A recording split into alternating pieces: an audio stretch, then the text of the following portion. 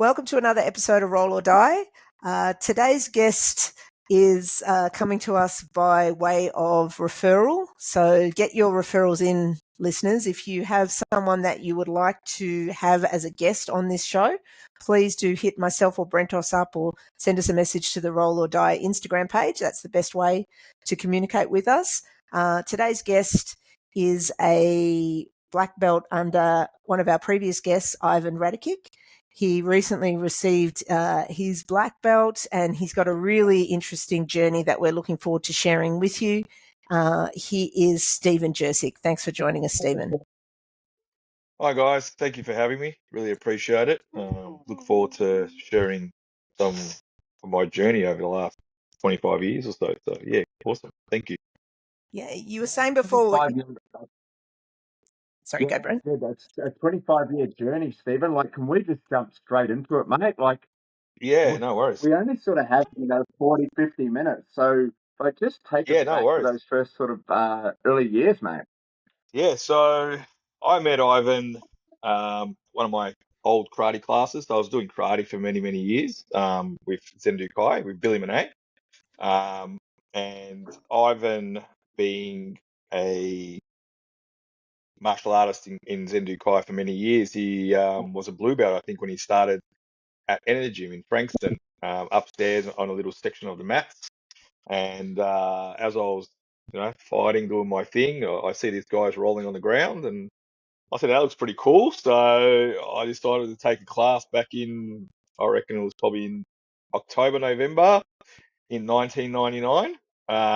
Not long after the UFC was becoming popular on VHS in the old days, and decided to start taking a class, and forever got hooked, and and then started training with Ive, and haven't trained with anyone else. I've been training with Ive since 1999, so very long time. Known him for a very long time. Very, very loyal individual. Ivan tells me that you actually stopped training when Ivan was not training you. Is that correct? What happened there? Correct. Because Ivan became quite unwell at one stage with his health. I think he was just burnt out from training 5 days a week plus security and all of that. And he stopped at the club in Frankston. And then from there, I'm an old martial arts background. Loyalty was a big thing for us. And I always had that philosophy of wanting to get my belt from the same person all the way from white to black. So when he stopped training, I sort of gave it up a little bit until I found out when he was training back in Clayton at his club. I decided to join back up, and then been training with him since then. So for me, loyalty is a big thing. Like, Steve, what were those early years like, mate? So, like late 90s, what sort of jiu-jitsu was happening then? And how Mate, there was no YouTube. There was no social media. It was literally I don't know how you did it, mate. mate. It was literally just I would come in, sit around in a circle, ask if there's any questions, anything we're finding difficult, and then experiment, go through some stuff, some basic technical stuff, and then roll. Pretty much the most of it after that. So it was probably one or two techniques and then rolling, right? So it was a very different way to probably how we do it today. So there was no social media. You had to figure it out yourself. You had to ask your teacher, and there wasn't many black belts around then. I think, like I said, when I started training us, it was probably towards the end of his blue belt. It was just we'll just get smashed, come back the next class and do a few more techniques and get smashed again. So, and I was always a light guy. I was probably light 60s, 62, 63, most of that period. So every guy that I fought was 80, 90. So my whole game was all about defense. When I was on my back, it was literally on my back for a long time. So, but you had to figure it out, and it was for me, it creates great intuition and great ways to learn how to problem solve, and try to find the answers within yourself sometimes. So, as Hickson says, finding comfort in the uncomfortable, right? That was literally me for most of my career, and still is to some point. And what other sort of changes have you seen on the scene since, 99 to now, besides the lack of social media that was around back then? What else was different back in those early days, would you say? There wasn't complexities in technique. It was literally, it was very, very basic, but done very, very well. Um, it was it was as now with social media and YouTube, and I think everyone wants to go to the next thing. Um, and once we and do all of that. But I think in the old days, it was literally you would practice what you're good at, and you refine your game to a level of expertise, I guess. Um, and it wasn't complicated, but what you were doing either worked or didn't work. It was very simple.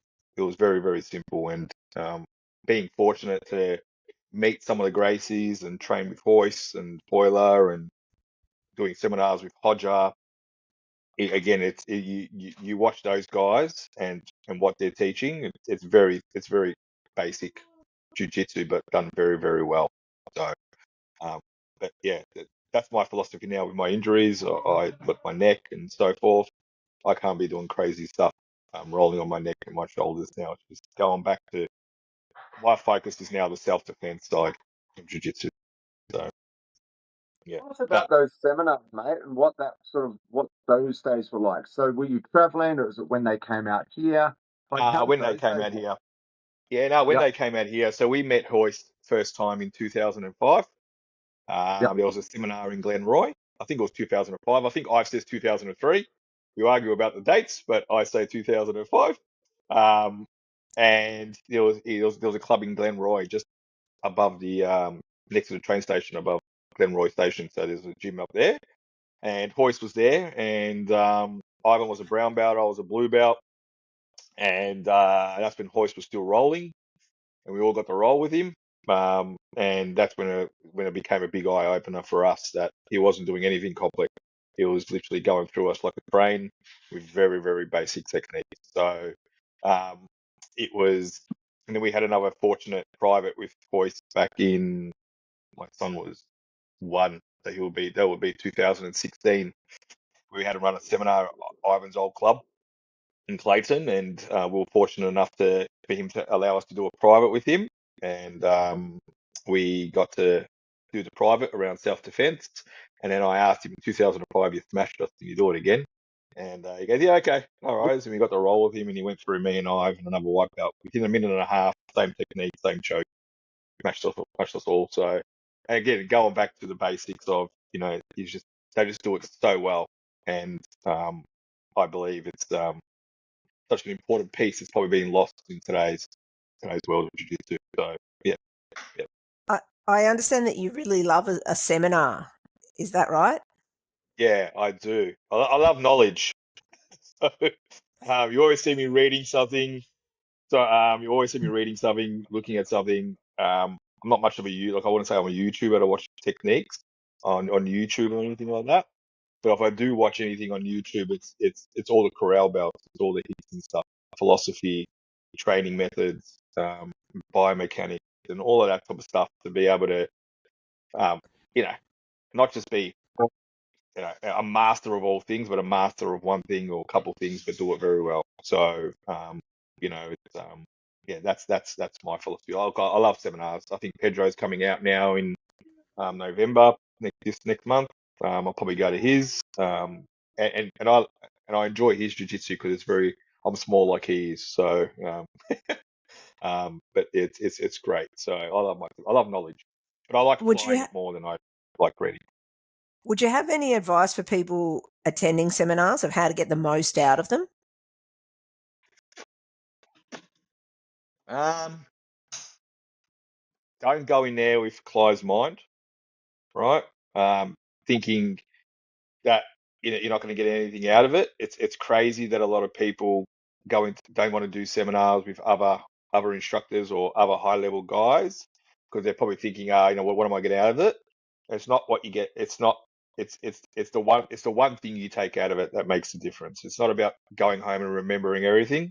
It's about remembering one thing that's going to change what you do in jiu-jitsu or outside of jiu-jitsu in life, right? So It's not so much sometimes about what they show you; it's what they say that has that has sometimes a deeper meaning towards that. So have a Zen mind, go into it, glass half full, and you don't have to take everything out of it. You take one or two things, and you go back and practice that, and yeah, you'll be better than you were than if you didn't go. So correct.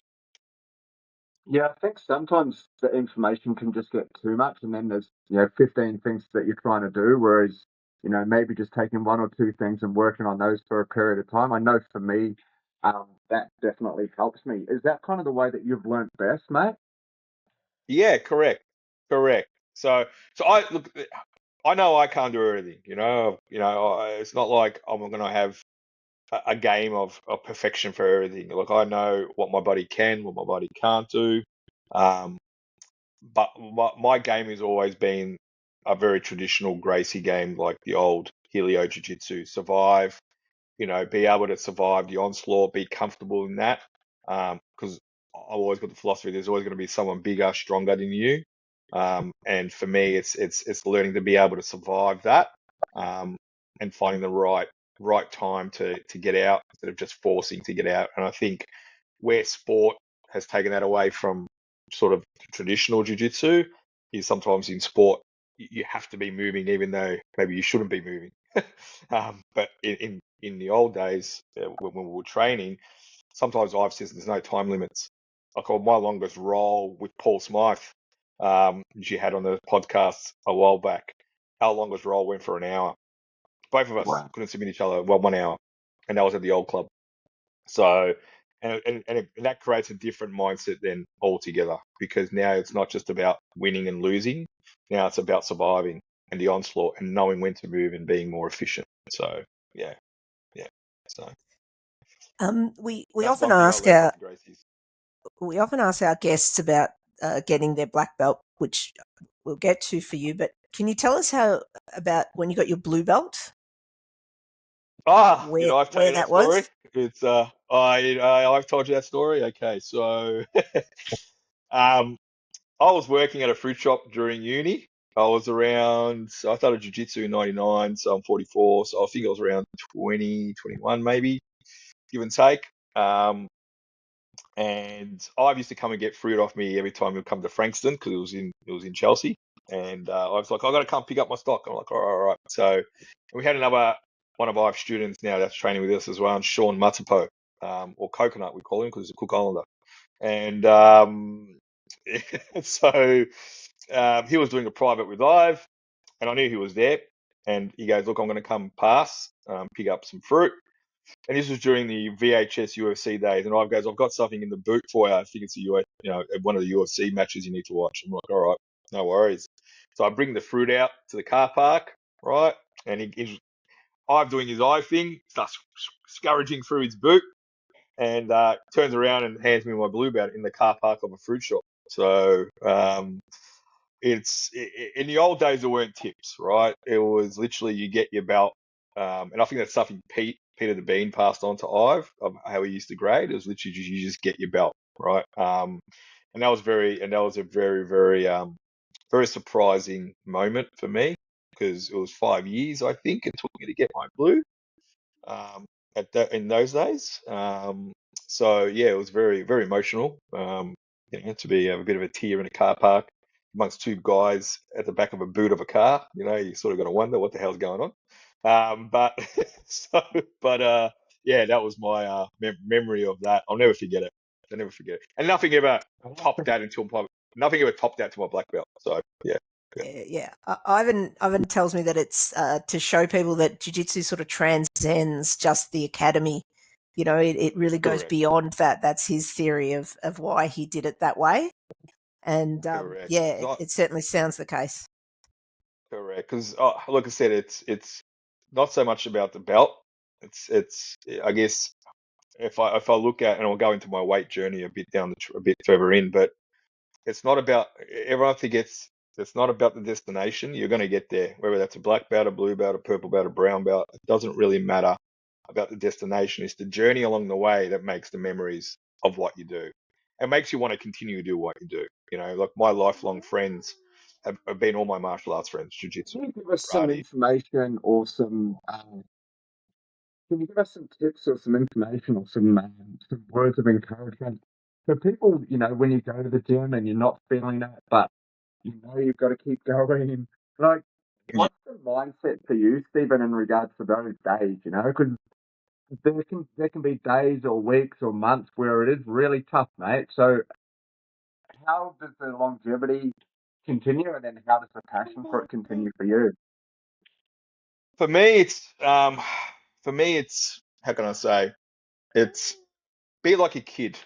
Um, don't be attached to wanting to be the best tomorrow.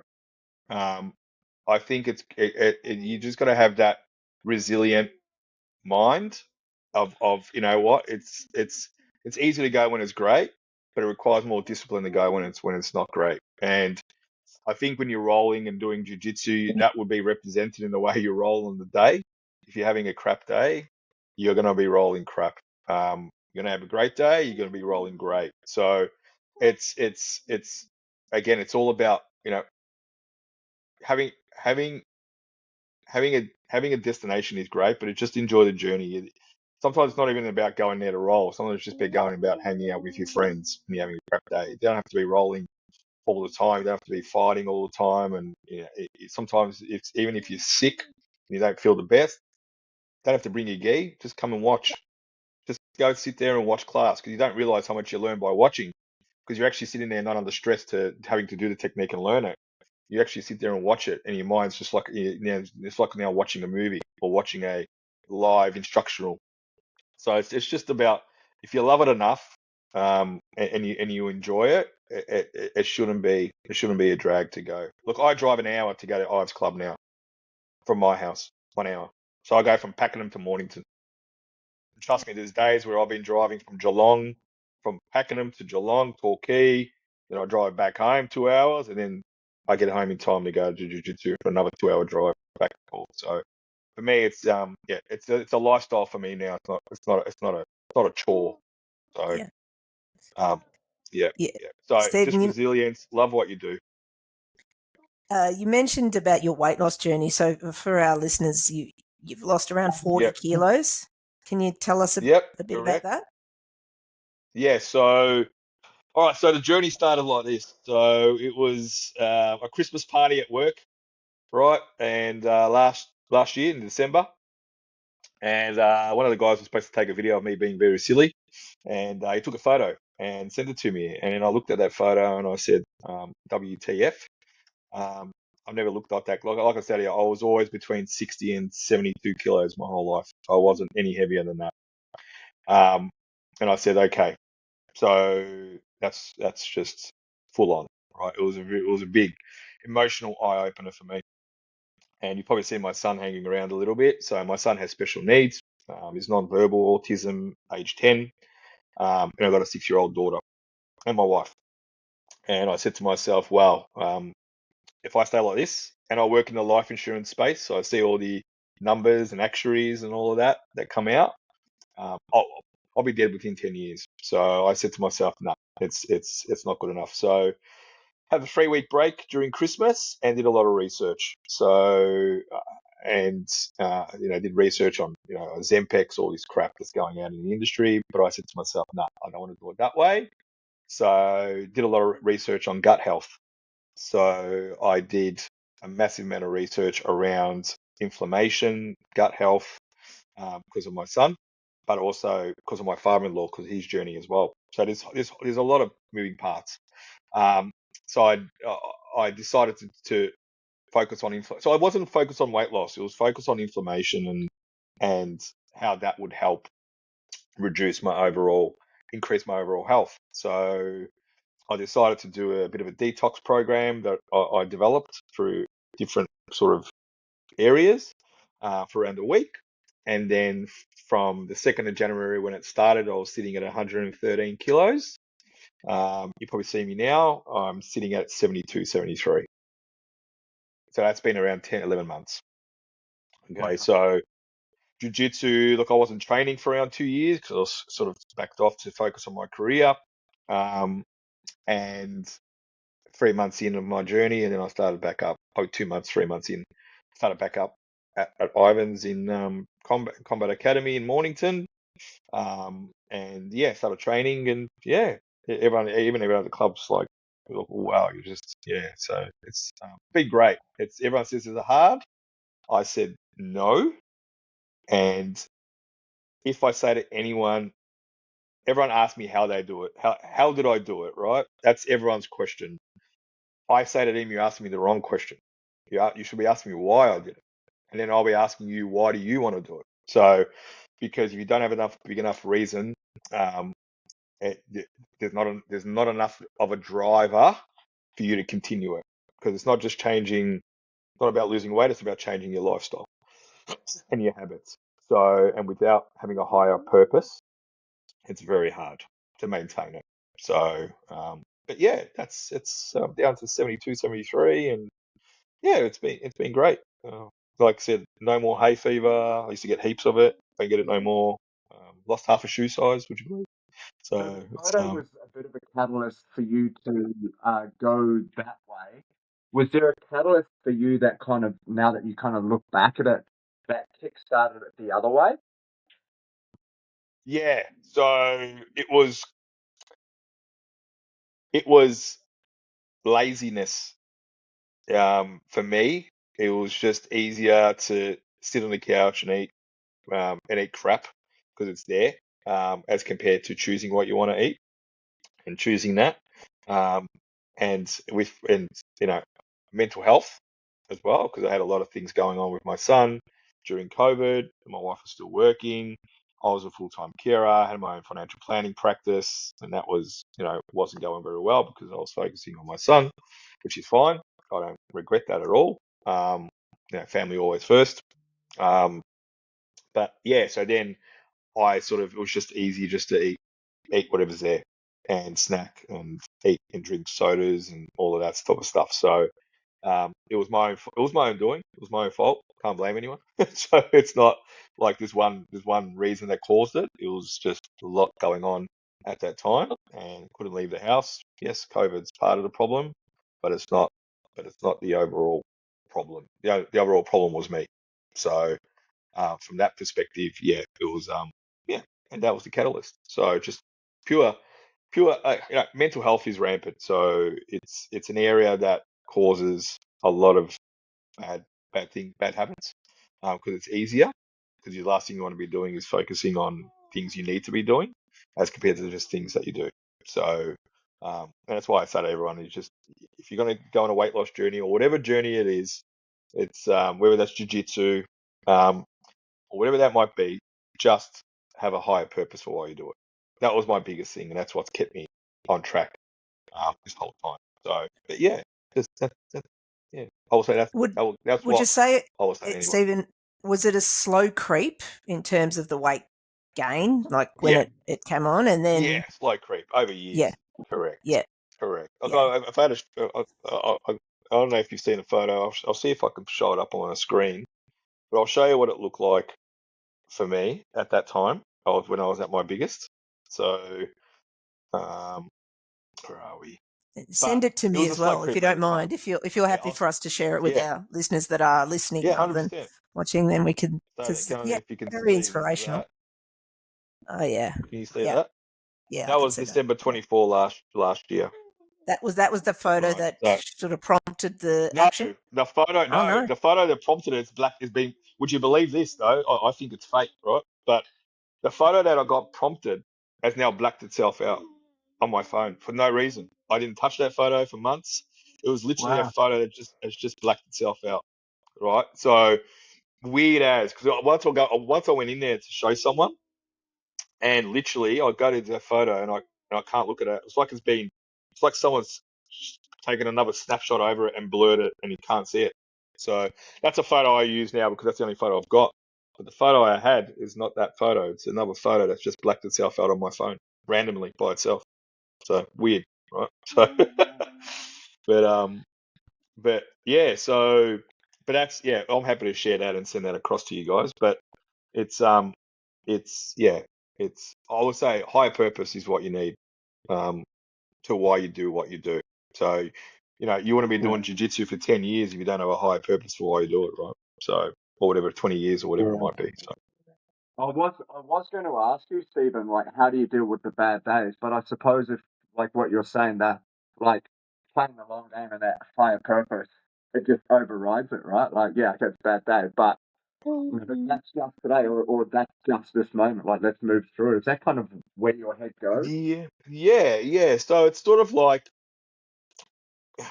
approach it like I'm a big fisherman, right? So I approach it like the ocean, like the tides. Yeah, it's going to come, and it will cause grief, stress, unhappiness, whatever it might be. But it will come and it will go. And I think when you talk about Hickson and his philosophy of flow with the go, right? You always hear him say that flow with the go.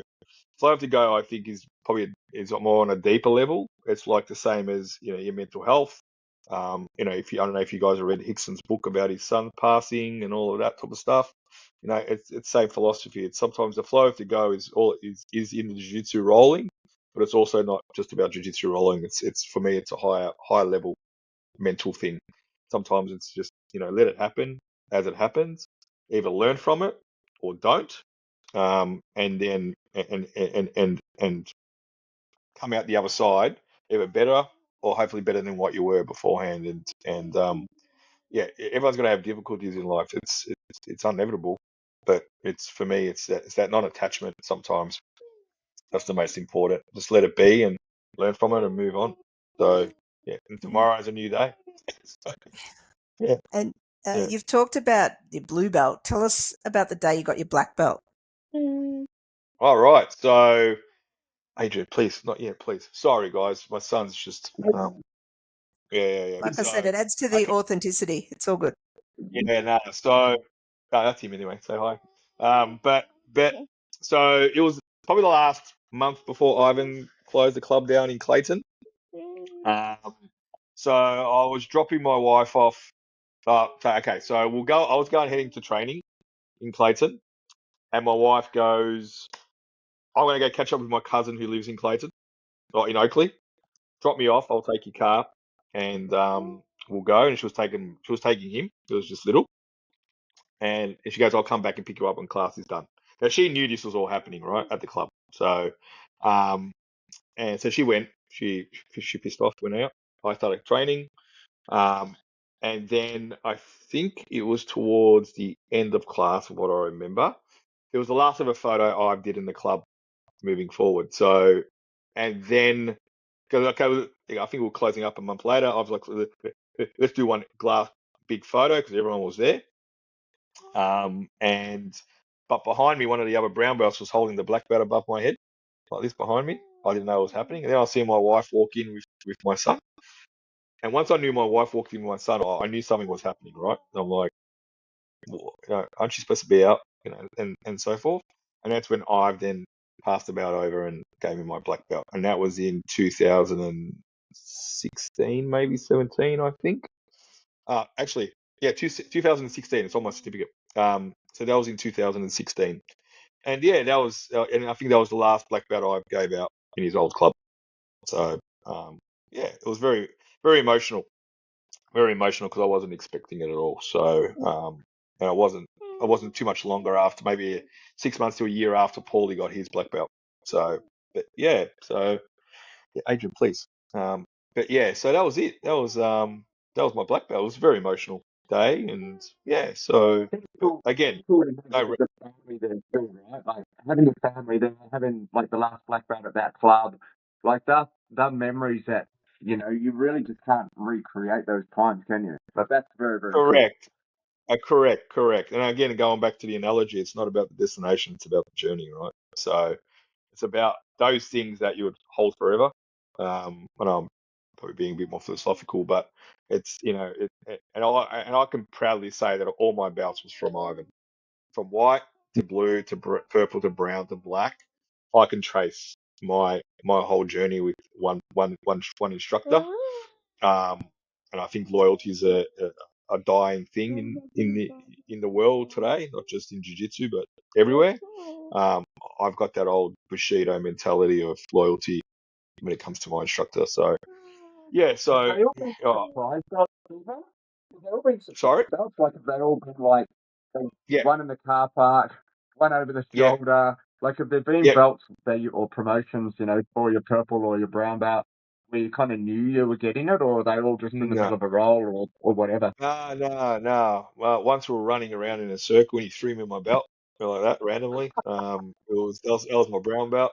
My purple belt was during a private. Um, I think he tied it on me when we were rolling. My first degree was at Energy with Frankston. That was we all got him. And then my second degree, which I just got recently, probably I don't know, a couple of months ago, and that was very surprising. So that was I had no idea. I got called out on the map. I'm thinking, what the hell? But with You know, the my wife degrees, said to me, Stephen, it's time based, yeah? You didn't suspect it was coming up because it had been enough time? No? "Okay, I stopped training for a little while. So, Oh, so, so okay. yeah, so I stopped training for a little while, and then, but yeah, and like, you know, no idea, no idea. Look, I thought it would have been another year away or another 6 months away, to be honest. But yeah, they were doing a grading, and yeah, and then yeah, I was very very surprised. So, but I Yeah. like it like that. Like for me, it then really teaches you patience. It really teaches you, you know, you know, don't be in a rush Yeah. to be promoted. It's like just enjoy being a white belt, enjoy being a blue belt, enjoy being a purple, Yeah. brown, enjoy being that rank. Like I think sometimes we forget that we want to go to the next bit, Oh, no. but sometimes just It says enjoy the being recording have in being stopped, there. Stephen, because of low browser storage. Nah, Free up space, then rejoin. I don't know what that means. I hope there's not a problem with the it's still recording. recording on my Is end. it all right? Recording on my end too. Yeah. Yeah. Okay. Hopefully not. Yeah, it's still calculating. Okay. Oh, So, good, good. Yeah, it does um, funny stuff, this app. but yeah, but I always say just enjoy the journey. Like it's enjoy each bout.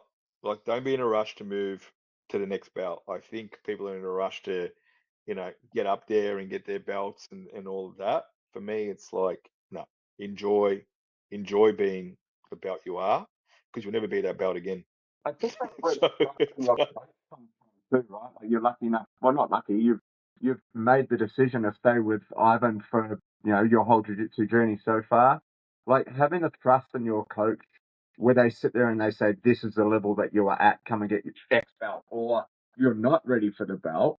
These are things to work on." Having the trust in your coach and the belief in your coach, I think it's so important. so important. Like your coach is your guide. Your coach is your guide.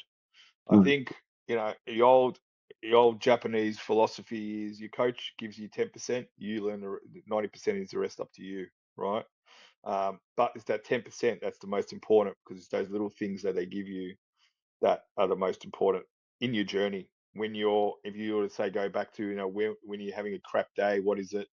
What is it that will keep you going? Well, having your coach there, knowing that you're going through a crap day, and them just being able to motivate you to go home a lot better than what you walked in, um, is sometimes so important, um, that we forget as teachers. It's not always about yourself. It's sometimes about knowing what your student needs individually on that time on that day, and knowing how to cater for that to improve them.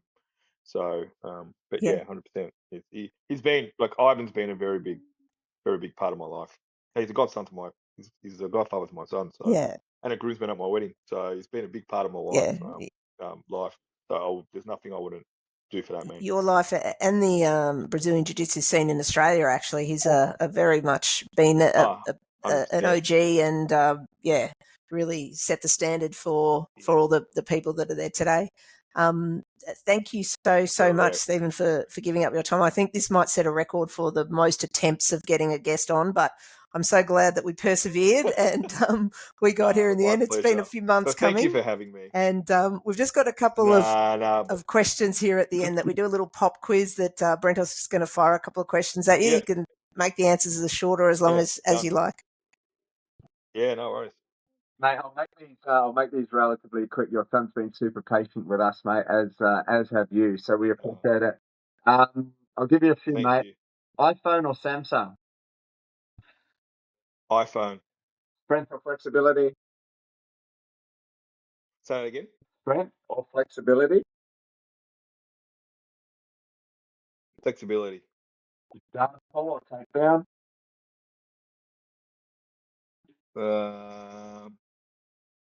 Takedown. Pasta or rice?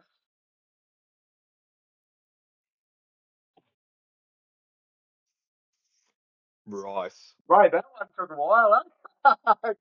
Down pull or takedown? You're like, I've got this pasta I'm rice. married. Oh, I'm that's a married. tough I'm one. married to an. I'm married to an. I'm married What's to an the favourite Italian. belt? So What's the favourite belt that you've been at, mate? What's your favourite belt you've had? white. Why? I don't think anyone's answered that one. Can you expand on why that is? That's amazing. It's the first belt you ever put on, and it's the hardest belt you'll put on because it's the hardest belt because that's the day you start your journey, right? So for me, I'll expand on that. In karate, okay, so I'll use a karate analogy here. The whole purpose of your black belt in karate is to turn your black belt back to a white belt. The reason being is that when you start to see your belt diminish, the fibers of your black belt diminish in your belt, what color belt is underneath that? White. Why? Right? So we always say it's you start as a white belt, become a black belt, but then you eventually want to become a white belt again. And I think who was it? There was a old jiu-jitsu master who was being promoted or whatever. He went to do a seminar and he actually put a white belt on. There was a thing on somewhere. I think it was I can't remember, Fabio Santos or someone like that. I think it was, or someone very high old man. He actually walked into his class or a seminar and he put a white belt on. And it just then relates to knowing that every day you're a beginner in what you do, whether it's work, whether it's family, kids, jiu-jitsu, karate, whatever sport you might do, going in with a beginner's mind and going in with a white belt. So for me, white belt's probably the best belt I ever put on, because without putting that belt on, I wouldn't be having this podcast with you today. So that we forget that we always want to go, like I said, enjoy your belts. Don't be in a rush. It's a lifelong journey. So who cares if it takes you 10, 15 years to get your black belt? It's about the journey that you've had and the camaraderie that you've developed That's over a time. fantastic answer. We've got two more for you, mate. We've got two more for you. Number one, can you drive a manual car? Yes. Legend. And do you wear Crocs?